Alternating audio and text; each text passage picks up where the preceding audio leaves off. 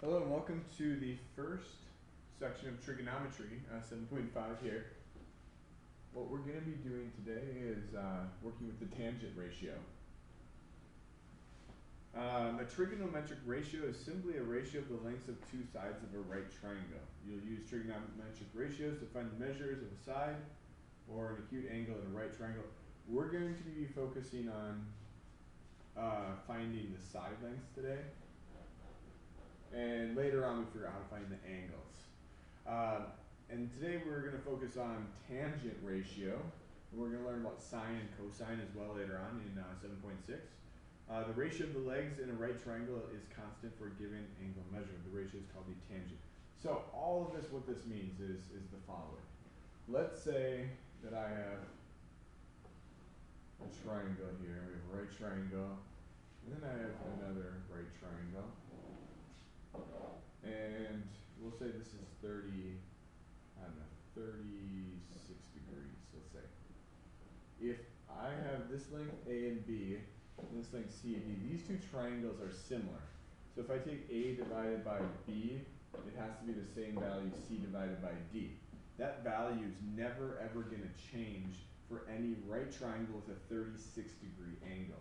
If I compare the opposite leg to the adjacent leg, that's what we call the two terms, opposite leg, the opposite of the 36-degree angle to the adjacent leg. If I compare those two side lengths for any triangle, no matter how big it is, when I divide them, you're going to get the same value. And you're going to need a calculator for this section. And so if I apply the tangent of 36, if I type that into my calculator, it's going to give me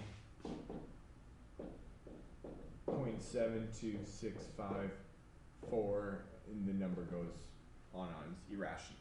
So that means if I divide the shorter leg by the longer leg, or the opposite leg to the adjacent leg, it's going to be this decimal value every single time. And that's the idea of trigonometry. So we're going to get right into this. We're going to practice some problems. We're going to take a look at it. Just as I mentioned here, the tangent ratio compares. It's a relationship. It's a comparison. It's a ratio of the opposite leg to the adjacent leg.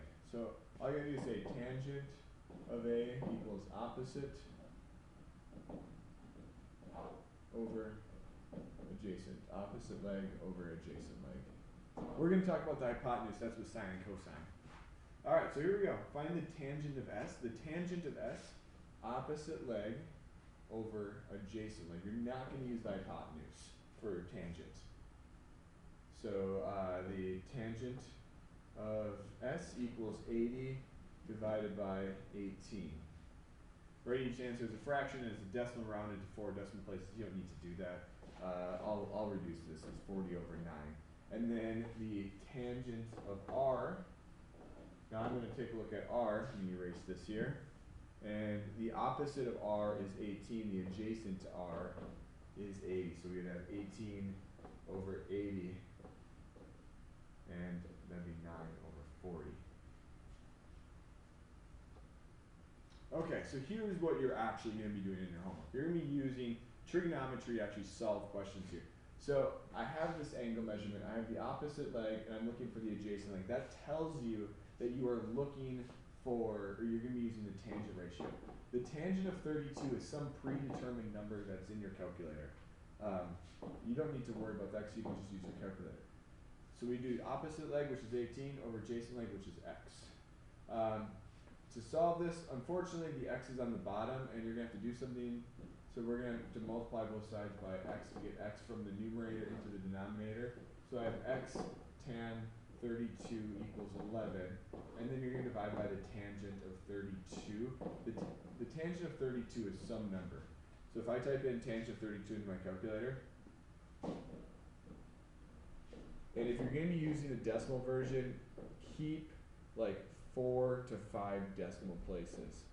6, 2, 4, 8, 7, if I round that. So if you want to do 11 divided by 6, 2, 4, 8, 7, or 0.62487, that's going to give you your answer.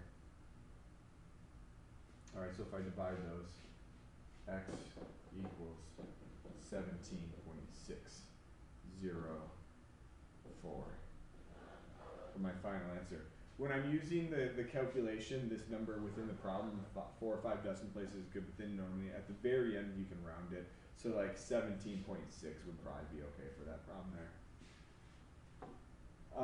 Find the height of the lamppost to the nearest inch. Okay, so that wants us around the nearest whole number. So here again, I'm looking for h right there. I'm given 40, I'm given 70. So the tangent of 70, which is a number, equals h over 40. This one's nice because I just have to multiply by 40, and that gives me h. h equals 40, and then you can just type this in your calculator. 40 times the tangent of 70, and that gives me 109.89, so 110 inches if I round to the nearest inch. Okay, use a special right triangle to find the tangent of a 60-degree angle. Well, I don't have any side lengths here, but I do know for a 30, 60, 90 that if I know the short leg, the hypotenuse is double and the longer leg is the shorter leg times root 3. You're going to be doing this in your homework. There's a question that I assigned that's just like this. You're going to use this technique of using x. So the tangent of 60 equals x root 3 over x. Opposite leg over adjacent leg. The x is reduced, so the tangent of 60 is equal to the square root of 3. Now if you just type in tangent of 60 on your calculator, you're going to get 1.732. And then if you type in the square root of 3 on your calculator, you get 1.732. You get the same answer. So there you go. Those are fun questions though, I like those. A couple more questions, just I'm going to set them up for you. So tangent 61 equals 22 over x. That one you'd have to multiply both sides by x to get x from the denominator into the numerator. Kind of annoying. This one, tangent of 56 equals x over 13. That one's a little bit nicer, just multiply both sides by 13 and you're done. Alright, so there's our tangent ratio. It's weird, it's interesting, you'll pick up on it. So if you have questions, if it doesn't make sense, just ask me in class and we can chat about it. But the first time students are exposed to trigonometry, it's a very odd concept. So if this doesn't make sense, that's okay at this point. But I will see you in class. Thank you guys.